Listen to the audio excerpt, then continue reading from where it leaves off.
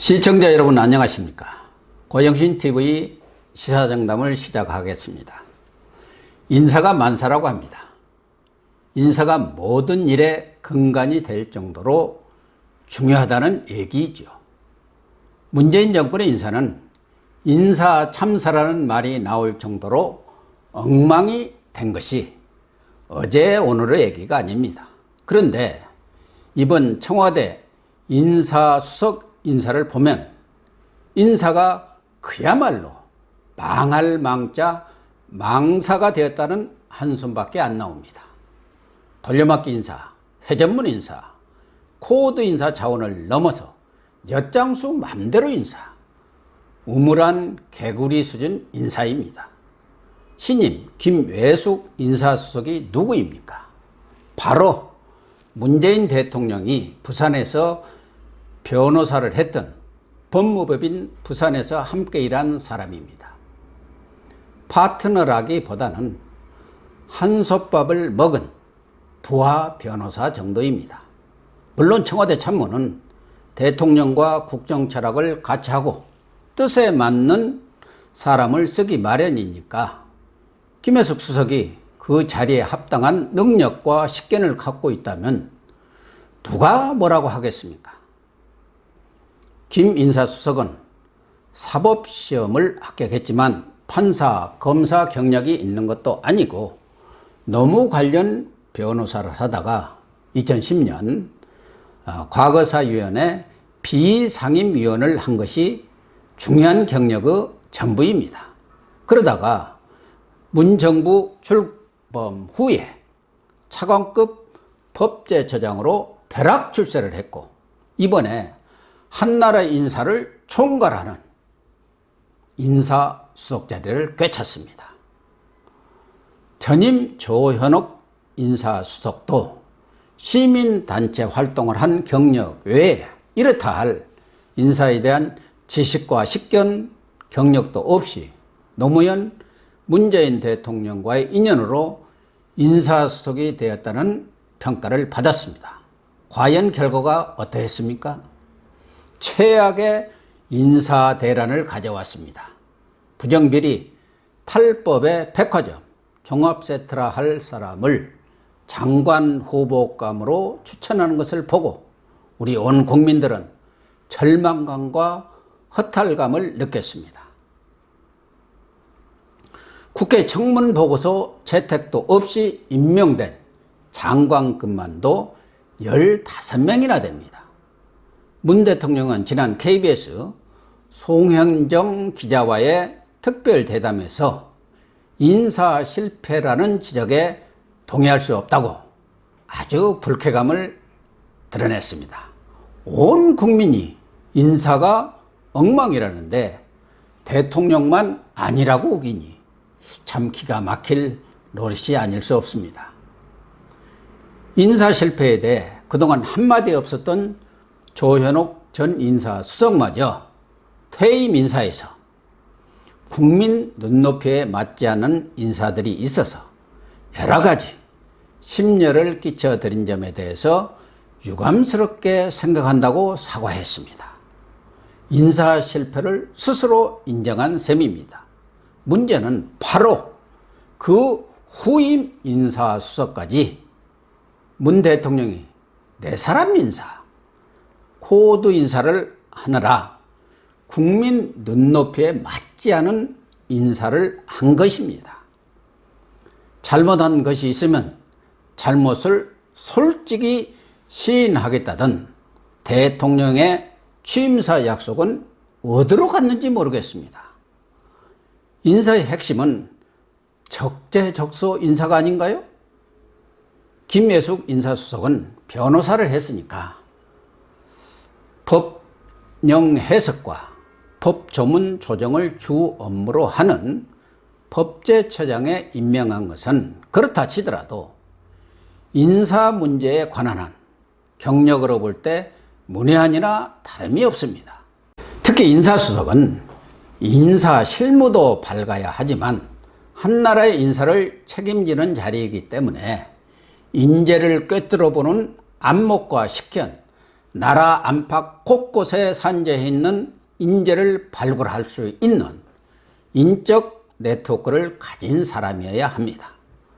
인사는 조직이나 기업, 나라의 운명을 좌우할 정도로 막중한 역할을 갖고 있습니다. 조선 왕조에서도 인사 실무 책임자인 2조 전랑자리, 지금으로 치면 인사국장자리 하나를 놓고 사색 당파에 시발이 되는 동인과 서인의 분당 사태로까지 비화된 것입니다. 그만큼 인사가 중요하다는 것이죠. 신임 김인사수석은 법제처장 때도 정권의 입맛에 맞게 법적 논란이 있는 사안에 대해 코드 유권 해석을 내려 비난을 들었는데요. 이제 문재인 정권의 캠코더 인사가 대통령의 하명 인사를 받아 적는 대서소 인사가 되지 않을까 우려됩니다. 그러다 보니 여당 내에서조차 그렇게 사람이 없느냐, 좀 너무한 것 같다, 이런 불만의 목소리가 나오고 있다고 합니다. 문재인 정권의 역대급 돌려막기 인사는 김혜숙 인사수석이 맡았던 후임 법제처장 인사입니다. 김형현 신임 법제처장은 소위 사법부 하나회로 불리는 국제인권법연구회 간사 출신으로 인천지법 부장판사를 하다가 사표를 낸 지 3일 만에 청와대 법무비서관이 되었습니다. 그리고 법무비서관에서 물러난 지 10하루 만에 법제처장이 되었습니다. 그는 2017년 판사 시절에 전임 양승태 대법원장 시절에 이른바 사법농단 사건이 터지자 가장 먼저 법원 게시판에 사법부 독립을 주장하는 글을 올렸습니다. 결코 우리 사법부에서는 있어서는 안 될 부끄러운 일이 일어났다면서 진상규명을 요구했습니다. 그런 사람이 권력의 화신이 되어서 초고속 승진의 단맛을 만끽하고 있습니다. 그의 후임인 김영식 법무비서관 인사는 더 가관입니다. 지난해 말 인천지법 부장판사를 그만둘 때 이미 법무비서관 내정설이 돌았고 언론에도 보도가 되었습니다. 그러자 김 법무비서관은 자신을 모독하는 행위에 가만두지 않겠다면서 내정설을 보도한 언론을 향해 가짜뉴스를 퍼뜨리고 있다고 맹비난을 했습니다. 그러더니 3개월 만에 법무비서관이 되어서 청와대로 직행했습니다. 소위 인권법 판사, 진보 판사라는 사람들의 철면피한 처신, 낯뜨거운 처신에 혀가 내둘려질 지경입니다. 조국 민정수석을 비롯한 진보 좌파 인사들의 위선의 극치를 보는 것 같습니다. 김명수 사법부가 대통령 산하 1개 부서인 사법부로 전락했다는 소리가 나오는 것은 당연합니다. 인사에도 최선의 A와 금도가 있는 법인데 문재인 정권에서는 그마저도 깡그리 무시하는 제멋대로 인사가 행행하고 있습니다. 또 하나 인사쇼를 벌이고 있는 사람이 문 대통령의 핵심 측근이라는 양정철 더불어민주당 민주연구원장입니다. 그가 민주당 싱크탱크인 민주연구원장이 된 것은 사실상 문 대통령의 결정이라고 보는 것이 합리적일 것입니다. 그는 휴하에 얼마 전 총선 출마를 위해 청와대를 떠난 재선 의원 출신인 백운우 전 민정비서관을 비롯해서 막강한 전 현직 의원 5명을 부원장으로 거느리고 있습니다. 양 원장은 취임하자마자 내년 총선 승리가 촛불혁명의 완성이라면서 총선 승리에 평창기지 역할을 하겠다고 큰소리를 쳤습니다. 내년 총선을 미래 세력과 과거 세력 간 대결이라고 전략 프레임도 거침없이 공개했습니다. 민주연구원장 취임 후 그의 행보는 정말 꺼리낌이 없습니다. 이해찬 당대표도 안중에 없는 안하무인 그 자체입니다. 내년 총선에 공천, 인재영입, 정책공약, 자금 등 모든 것을 총지휘하는 선대위원장에 취임한 것 같다는 얘기를 듣고 있습니다. 일개 당직자가 문희상 국회의장을 방문해서 독대를 하고 5.18 노무현 10주기 추모제 때는 광화문 광장에서 이해찬 대표 등 내놓으라 하는 여권 인사들을 단 아래에 앉혀놓고 문화 행사를 빙자한 토크 콘서트를 개최했습니다. 그 자리에서 유시민 노무현 재단 이사장과 조국 민정수석에게 대권 레이스에 나서라고 요구하면서 또다시 차기 킹메이커 역할을 하겠다는 야심을 드러내기도 했습니다. 급기야 21일 저녁에는 서훈 국정원장과 강남의 고급 한정식집에서 4시간이 넘는 만찬을 했습니다.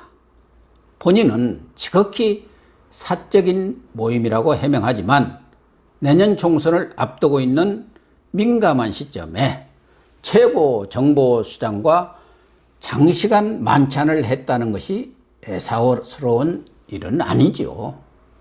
형 정권 실세 중에 실세 모임을 사적인 식사 자리라고 하는 것 자체가 말이 되지 않는 소리고요.